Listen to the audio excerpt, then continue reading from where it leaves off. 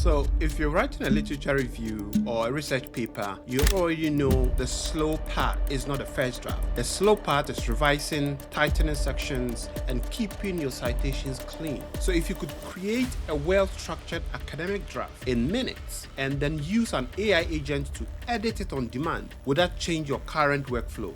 If you're new to this channel, we talk about how you can engineer your success, whether it's getting into graduate school, accelerating your career, owning your leadership path, or boosting your productivity.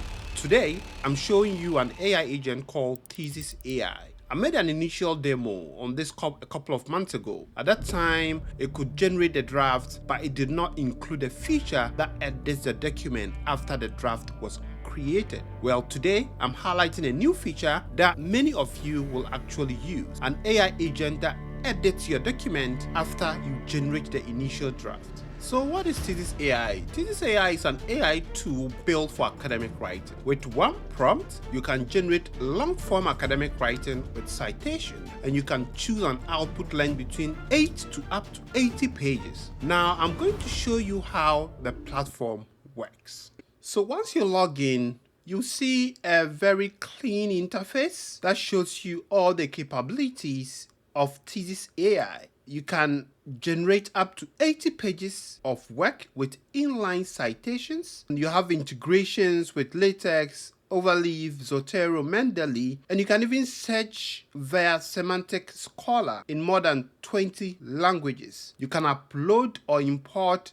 about 200 papers that you want cited in your work, and you can export your finished draft either in a document format or in Overleaf for manual editing. All right, so now I'm going to show you exactly how the platform works, right? Imagine you want to write a review on a particular topic. What you have to do first is to set your parameters. So if you go on the screen, you can see on the left panel, and you have certain parameters that you can set. So if you click the number of pages, how many pages you want, as I said, you can go all the way to even 90 pages of draft. So for these purposes, we would select 8. Our citation style will be APA. Citation level, maybe paper. Citation coverage, 75% is pretty good. Language is English. Email on completion, yes. So if you pick email on completion, they will send you an email once the draft is done. Now on the right side, you also see that there are a couple of options. So for example, the first button allows you to upload up to 200 papers that you want cited in your review or in your draft. You can also make use of Semantic Scholar, where the tool sources peer-reviewed journals and use them as references. You can equally connect your Zotero and Mendeley account. For this purpose, let's pick Semantic Scholar. If you want to see how the upload version works, check my initial video on ThesisAI where I uploaded papers and use that as my reference. Now, if I pick Semantic Scholar, the next button says okay, right? So we'll set our parameters, and then we'll pick either to upload or to connect to Zotero or to select Semantic Scholar. Now, what you want to do is now provide a topic or provide a very good prompt that helps you kind of generate a very comprehensive prompt or a very comprehensive initial draft, because the best output will depend on your prompt. So let's use this prompt that I've already created and use for our work, right? We want a rough draft of a review paper on clinical and epidemiological characteristics of Mpox, right? The other parameters are already set. So we click here, and then as you can see, it goes through a series of processes, and it takes about 15 to 60 minutes to actually come up with a very good draft. So we'll kind of wait and see how this turns out. Okay, so ThesisAI took a little bit of time, took about, I think, 10 to 15 minutes to actually come up with the finished draft. Now, what we can do, we have a couple of options. We can export to Overleaf to manually edit. You can download as PDF, you can download as Word, or you can begin a new chat where you upload something new. Now, what I usually like to do is to download the Word document, go through it. If there are areas I want to edit, then I come back and edit it using the new agent. Okay, so this is the initial draft that it generated. As you can see, we have an abstract, an introduction, epidemiology of the infection, clinical features. I mean, it has all the areas I suggested in my prompt. And we can also see the various citations it used. Now, what I want to do is to utilize the new editing agent to kind of edit out a couple of sections to make sure that it's tight and concise. So as we've gone through the Word document, now here's the new feature I want to kind of show. Instead of rewriting the edits that I wanted, now I can ask the edit agent to update the document with a simple prompt. So this is the new document that we just created. If we click on the new document, we have the option to edit, to download, to export to Overleaf, or to export to our drive. Now we want to edit it with this new AI agent.